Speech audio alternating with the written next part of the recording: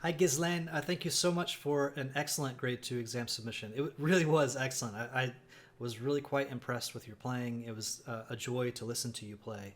I think you have everything you need to move forward, confident in the sort of effort that you've put into the materials at this grade level to really knock out grade three. So you're definitely well prepared to move forward into the more difficult material that you'll encounter in grade three. So really well done. I don't have a lot to say in terms of this feedback because I think you have so many things going well in your favor. There are a few things to touch on, such as rhythm and specifically rubato rhythm, because I think you have a good sense of rhythm. You have a strong right and left hand position, good posture, accuracy. You said accuracy is not good. I think actually you have good accuracy. You have a really good big sound with nice tone. Good curl in the fingers in the left hand, solid, rhythm. I think I mentioned that. So all of the elements are there. There are just a couple little details I want to touch on. But again, I don't have a whole lot to say because you've done so well. So congratulations. Let's just take a look at the repertoire, which is really well done.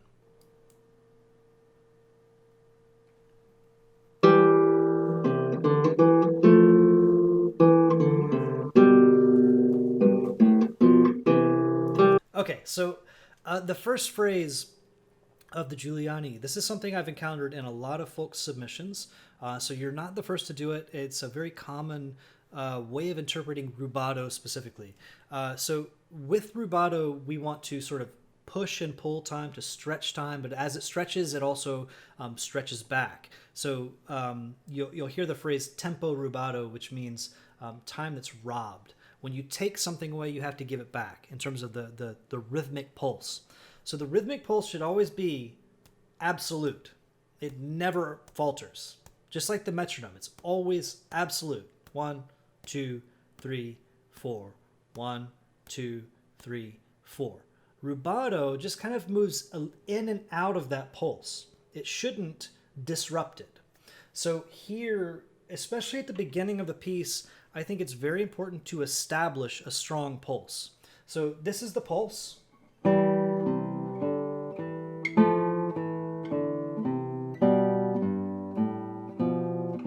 That way the listener knows what to expect with the piece. If we start out by doing this, or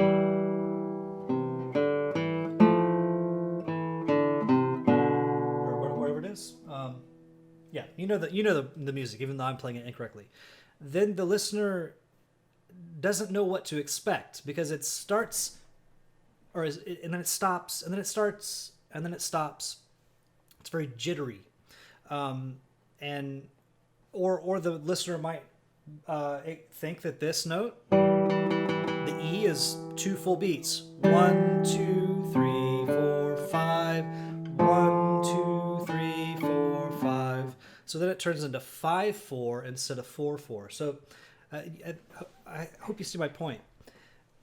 I get what you're trying to do, which is to hold certain notes just a little bit longer to place emphasis on them.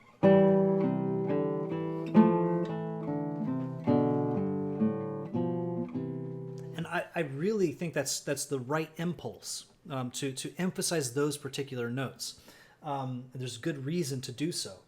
But here, the rhythm should still be very clear. And we should still have quarter notes instead of half notes, or even dotted half notes, which I think I hear at times. So on the rhythm, really make sure you stick with a very strong pulse. And I would say try not to even introduce rubato until you really have a good sense of the strong pulse that is internalized. And you really know exactly where the beat is, and you're playing the rhythmic values exactly as written before you begin to play with it. I think it's important to do so. To really communicate to the listener that rhythmic structure, which is so important in music. You do it here as well. A little less so that time, but the first time you hold the C a little too long. Back up. You can hear it there, right?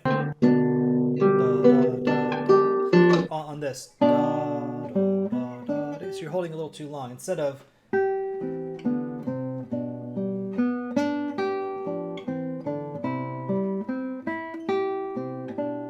it changes the character of the music a bit to play it very strictly.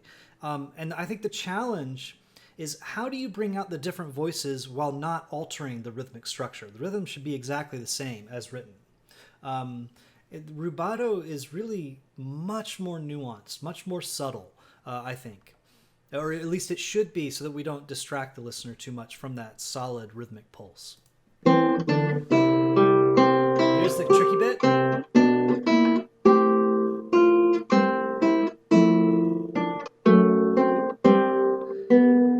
And here you do the same thing, where you hold notes too long.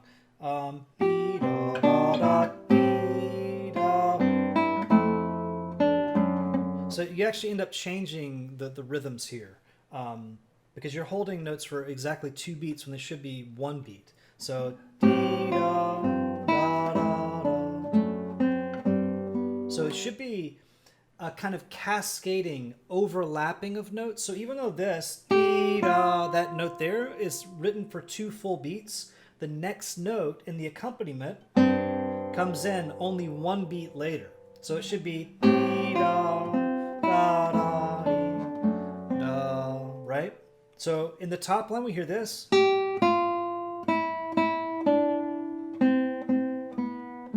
the middle voice we hear this. This nice beautiful descending line. And then in the bass we also have a descending line, but it's chromatic at one point. And then it goes back up chromatically. Together.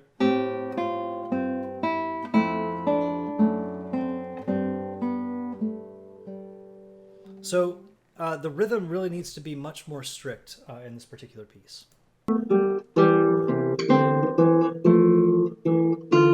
Same thing there on that F. The D-da.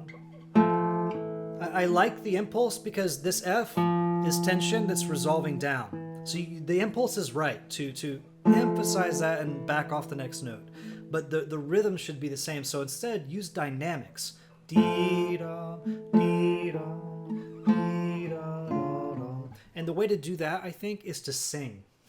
Even if you don't like your singing voice, maybe you have a beautiful voice, I have no idea. But regardless, you should try to sing these melodies.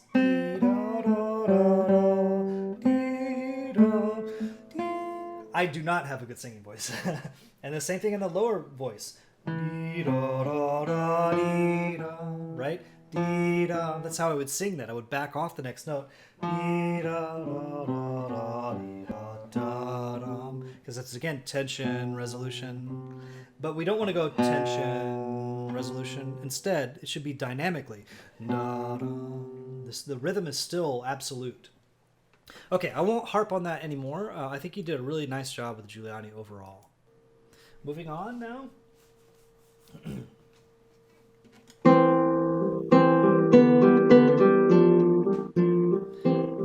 Here you do a little bit of the same kind of thing with Andantino. And it's the same impulse. It's the impulse of tension and resolution, which is the right impulse, but the rhythm should stay the same. Instead, use dynamics. Oh, sorry. Or even just a little bit of rubato. But more subtle. Try not to hold the notes for too long.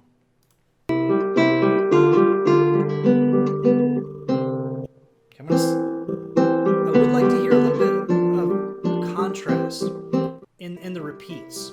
So there's something different to really latch onto when you repeat material.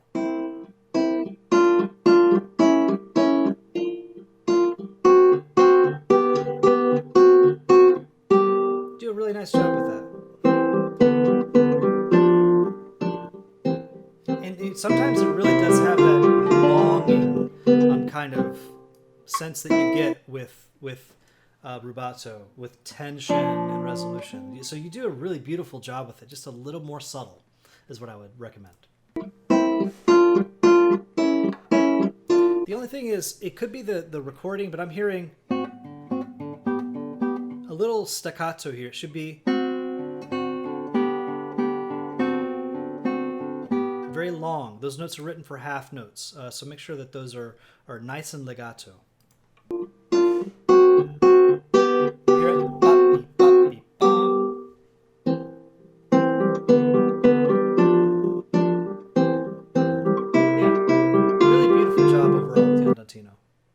Let's go ahead. Oops, too far.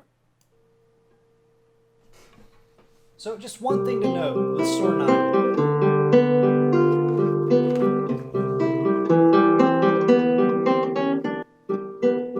Here, I think the rubato is more convincing. I really like what you do with the rubato on this piece. It's a little bit more subtle.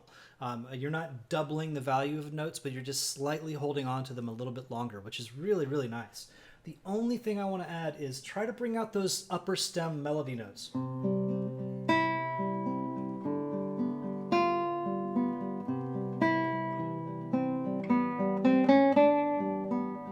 So really make sure there's a contrast between those upper stem notes and the lower stem notes. Right now I'm hearing...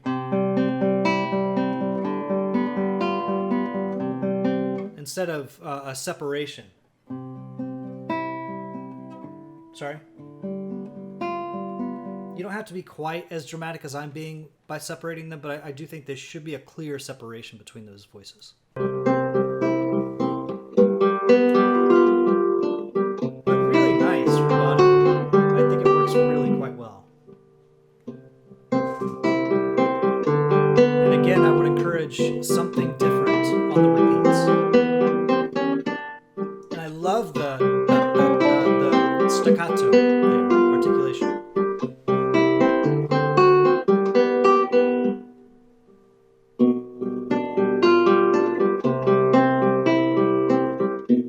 Really nice pushing and pulling of time. The rubato's really good.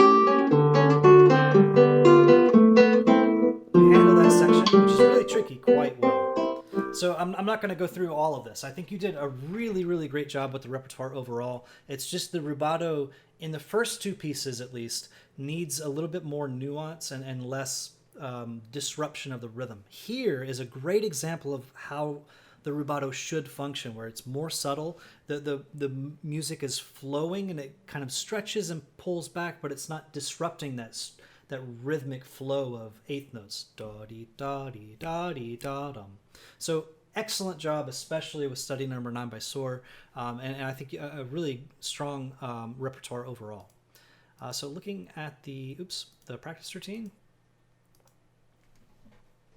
You know, like I said, you have a really good big sound, nice articulation, alternation of right hand fingers, good finger movement, excellent right hand position with good arch of the wrist.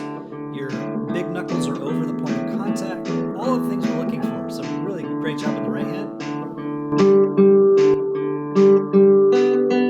The only thing I'll mention is the thumb stroke in the right hand. Looks to me like it's going too far. There are times when it really goes all the way down to the fingers and stays there.